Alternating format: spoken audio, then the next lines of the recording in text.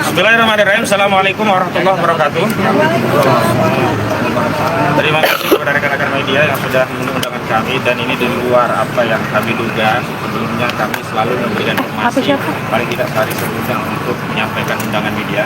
Namun karena hari ini ada insiden yang menurut kami ini sangat melukai nurani publik, termasuk ini adalah merupakan satu tragedi dalam penegakan hukum di negeri kita pasca diberlakukannya undang-undang yang baru, baik KUHP maupun KUHP. Ini undang-undang nomor 20 tahun 2025 tentang KUHP dan undang-undang nomor 1 tahun 2023 tentang.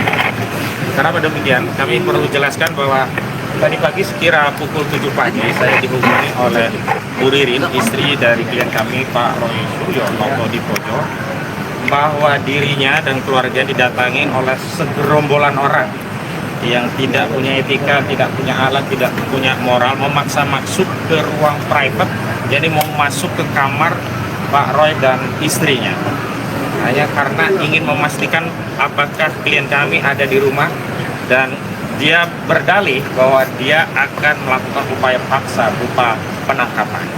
Nah, saat terjadi diskusi, memang klien kami dan juga istrinya Bu Ririn memberikan klarifikasi bahwa sebaiknya proses penangkapan didampingi oleh kami dari tim PH, sehingga kami bisa yakin dua hal. Pertama, pihak yang melakukan penangkapan adalah pihak yang berwenang, yang memiliki otoritas, yang memang diberikan wewenang oleh undang-undang.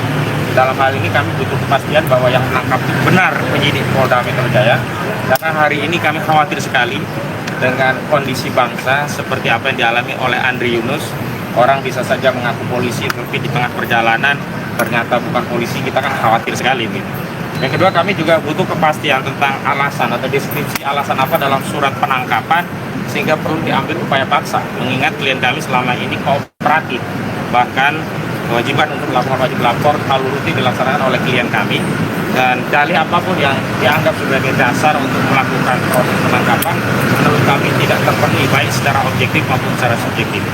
Namun setelah kami klarifikasi dari rekan kami yang lain di timnya Bu Tifa, ternyata memang Dr. Tifa Uzia Setiasuma juga ditangkap pada waktu yang kurang lebih bersamaan, dan memang dikonfirmasi itu dari Polda Metro Jaya. Jadi yang pertama, meskipun kami prihatin, yang jelas kami lega bahwa klien kami memang diambil oleh orang yang sebelumnya kami anggap gerombolan, tapi ternyata memang itu pejabat resmi dari penyidik Polda Metro Jaya.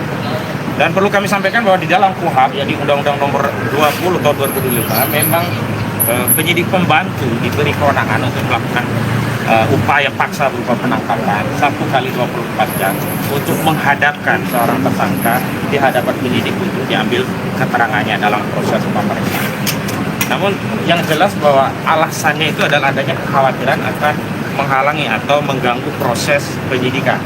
Dan kita tahu penyidikan ini kan sudah di ujung, sudah dikatakan akan tahap 2, sudah dikatakan bahkan disebut sebagai P21. Lalu menghalangi penyidikan yang macam apa sehingga itu dijadikan dasar? Karena tadi kami melalui kuasa hukum kami yang lain sudah komunikasi dengan Pak Roy saat mendampingi di pemeriksaan. Salah satu alasannya adalah karena dianggap menghalangi proses penyidikan begitu. Dan penyidik tidak berani menyampaikan itu kepada tim kami langsung, tapi diminta untuk ditanyakan kepada Pak Roy karena saat melakukan penangkapan sudah dijelaskan tentang dasar dan alasan dari penangkapan tersebut.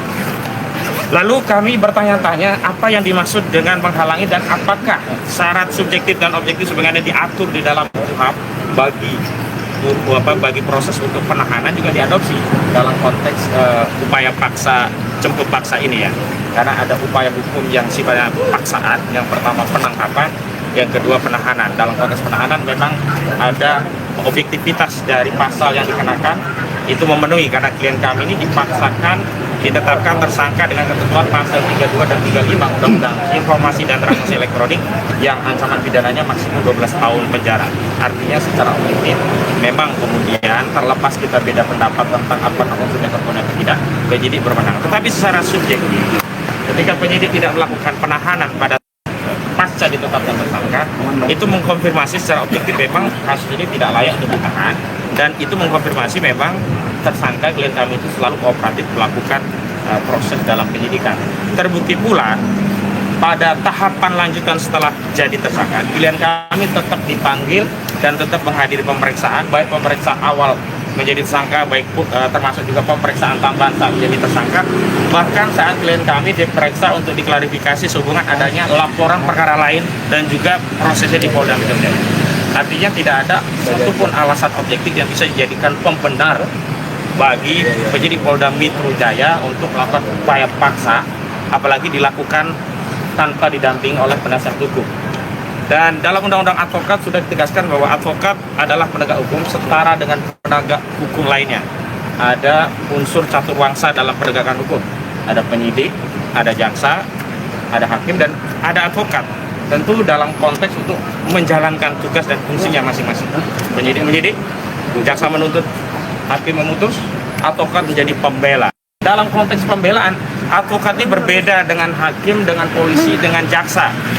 Kalau hakim hanya mengadili perkara di persidangan, jaksa pun hanya saat penyidikan sampai persidangan dan juga sampai nanti eksekusi.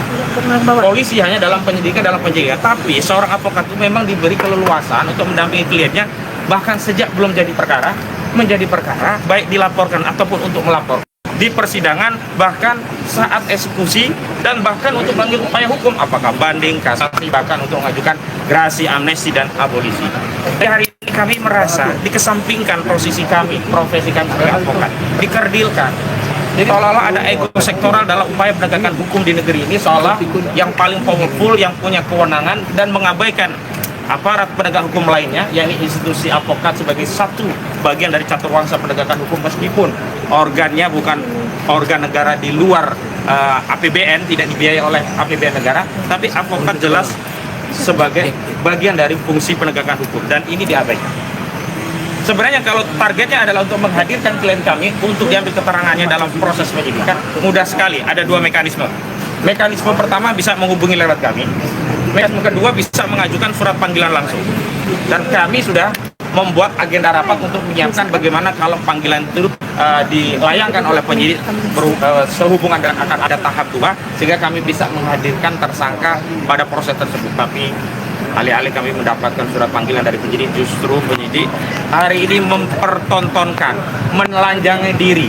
Tentang apa? Tentang motif penegakan hukum ini bukan lagi untuk menegakkan kebenaran dan keadilan, tapi saya tegaskan motif dari penangkapan Roy Suryo ini adalah motif untuk melayani kepentingan pelapor, yakni saudara Joko Widodo.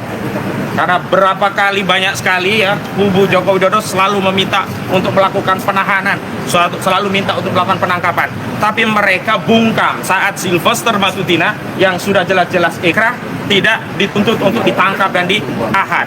Dan aparat penegak hukum di negeri ini pura-pura buta dan pura-pura tuli, tidak melihat ketidakadilan ini secara telanjang dipertontonkan kepada publik, manakala ada seseorang yang sudah inkrah, sudah pasti bersalah, sudah tidak ada upaya hukum, disandingkan dengan orang yang baru tersangka, yang masih punya hak presumption of innocence, hak praduga tidak bersalah, justru diperlakukan seperti seorang penjahat, sementara yang sudah inkrah tidak diperlakukan sebagaimana mestinya. Lalu kemana rakyat akan mencari keadilan kalau aparat penegak hukum justru mempertontonkan proses dan penegakan hukum gaya suka-suka penyidik?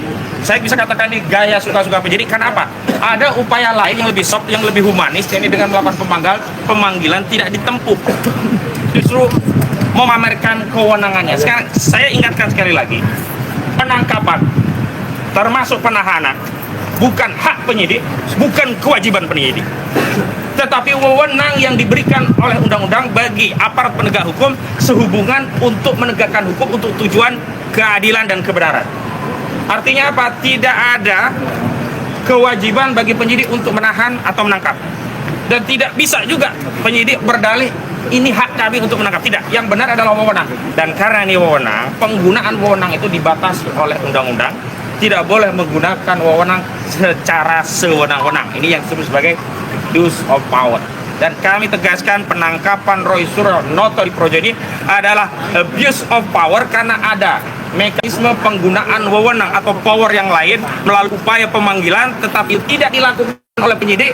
Penyidik bypass langsung melakukan upaya paksa dengan melakukan penangkapan. Lalu kalau undang-undang yang baru diubah yang oleh DPR ini dinarasikan akan memberikan keadilan, akan memberikan kepastian, lebih humanis, tapi praktiknya brutal, praktiknya tidak bermoral, bahkan mau masuk ke ruang privasi Pak Roy.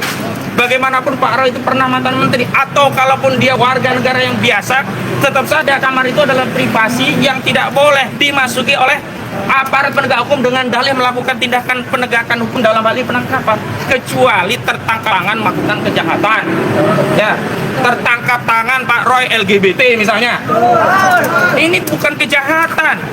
Ada upaya hukum yang bisa menggunakan sejumlah wewenang. Kenapa penyidik tidak menggunakan kewenangan untuk memanggil, tapi langsung bypass menggunakan kewenangan untuk melakukan penangkapan? Dan ini menjadi konfirmasi bahwa memang benar hukum itu hari ini sedang ada pada narasi atensi dan intensi. Atensi dari Solo, Saudara Joko Widodo, intensinya ya untuk menekan Pak Roy dan yang lainnya termasuk Kifa agar mereka melemah, agar mengambil pilihan berkhianat kepada rakyat sebagaimana yang sudah ditempuh oleh 3 orang pengkhianat sebelumnya. Dan memang ini adalah golden time, ada 1x24 jam. Ini adalah pertarungan perjuangan kami juga Pak Roy juga Dr. Tifa, karena di 1x24 jam inilah penyidik akan melakukan penekanan dengan dalih sedang melakukan pemeriksaan untuk menekan agar mau damai, kalau tidak apa akan ditahan. Karena setelah 1x24 jam itulah penyidik akan mengambil kebijakan apakah akan melakukan penahanan setelah upaya penangkapan dan pemeriksaan atau tidak melakukan upaya penahanan. Dan karena itulah sebagai sebuah antisipasi, dan kami sudah berkoordinasi dengan sejumlah tokoh-tokoh nasional, dan kemarin kami baru saja mengadakan diskusi nasional dengan tokoh-tokoh purnawirawan TNI dan polisi. Ada Pak Jenderal Purnawirawan Tiasno Sudarto, ada Pak Komjen Pol Ugroseno, ada tokoh-tokoh seperti Pak Said Didu, ada banyak tokoh yang berkumpul di Bandung termasuk Pak Roy. Dan semalam itu Pak Roy saya dijemput baru istirahat yang di rumah dari pukul 3 dari Bandung. Jadi praktis baru 4, 5, 6, baru beberapa jam istirahat.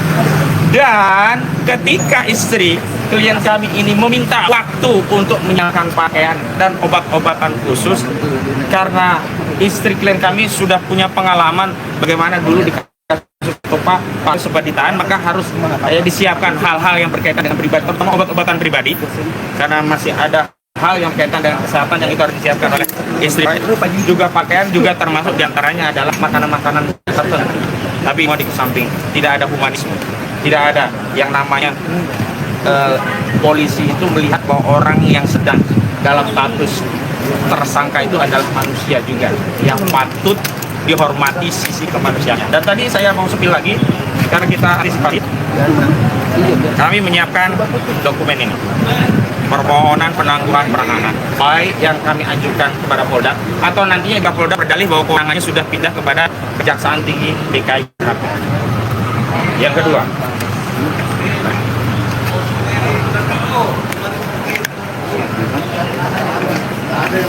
kami telah menyiapkan jaminan penangguhan penahanan yang kami sudah edarkan kepada sejumlah tokoh, di antara yang sudah mengisi dan ada di atas materi adalah Pak Din Samsudin, tinggal kami ambil. Tetapi nanti sejumlah tokoh dan aktivis yang datang di sini semuanya sudah kami berikan informasi untuk bisa membersamai perjuangan ini dengan cara membubuhkan tanda tangan dan mengisi identitas untuk memberikan penangguhan, jaminan terhadap proses penangguhan. Tapi lagi, ini hanya kami tempuh manakala nanti keputusan dari penyidik pada saat 24 jam akan mengambil tindakan penahanan. Sekali lagi, kalau tindakan penahanan diambil, maka lagi-lagi saya konfirmasi hukum di negeri ini memang sudah tidak lagi tunduk pada norma dan aturan, tetapi tunduk pada atensi dan atensi politik Saudara Joko Widodo. Saya sampaikan kepada Saudara Joko Widodo, Saudara Joko Widodo puas sekarang saudara melihat anak bangsa, warga negara Anda hari ini dijemput secara paksa. Apakah Anda cukup puas dengan peristiwa hari ini, atau Anda justru kurang puas ingin Roy Suryo dan kawan-kawan ini ditahan semuanya? Wahai kubu Jokowi, termul-termul, puas kalian mendengar kabar penangkapan ini? Ini hukum yang kalian pamerkan sebagai penegakan keadilan. Lalu mereka berkata kalau tidak ditahan nanti katanya akan hadir di TV ini, TV itu. Hadir di TV itu hak konstitusional dan menghargai undangan televisi. Dan yang disampaikan itu adalah pendapat, bukan mengatakan. Kalau esensinya dia tidak bisa melawan pendapat, tidak kuat melawan argumentasi, berarti persoalannya bukan adanya kejahatan yang dilakukan, tetapi tidak adanya kemampuan untuk melawan argumentasi para yusuf di ruang publik yang menyebabkan mereka mengambil upaya represi. Jadi saya mau katakan nanti kalau kasus ini ditahan, saya sampaikan kepada seluruh rakyat, Saudara Joko Widodo keliling itu dengan membawa noktah. Karena apa? Kalau sampai ditahan berarti Saudara Joko Widodo itu adalah orang yang sedang mengkampanyekan sebuah partai yang dipimpin anaknya, saya sebut PSI, tapi pada saat yang bersamaan dia zalim kepada rakyatnya yang 10 tahun pernah dipimpinnya. Dan kepada pemimpin-pemimpin yang zalim seperti ini tidak ada tukung alasan untuk kita memberikan dukungan apalagi pembelaan. Jadi sekali lagi, karena Saudara Joko Widodo sudah sampai pada tahapan ini, bismillahirrahmanirrahim, kami nyatakan perang terbuka secara hukum melawan Saudara Joko Widodo. Allah Akbar. Bubarkan dulu. Ya, silakan kalau ada pertanyaan sebelum kami mendampingi ke dalam. Allah Akbar. Lawan. Cukup, terima kasih kepada media. Ya, silakan.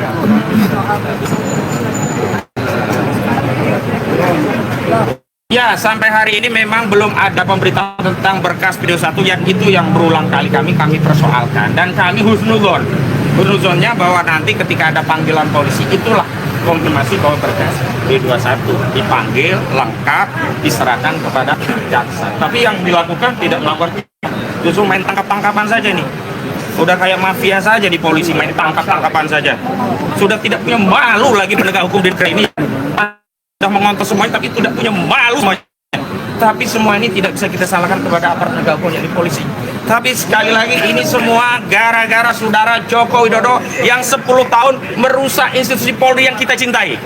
Merusak bapak-bapak polisi yang banyak yang bersih di dalam. Banyak ya bapak-bapak polisi itu yang jujur, yang seperti Pak Hugeng, yang seperti Pak Ugroseno, tetapi di era Joko Widodo 10 tahun dirusak oleh Joko Widodo.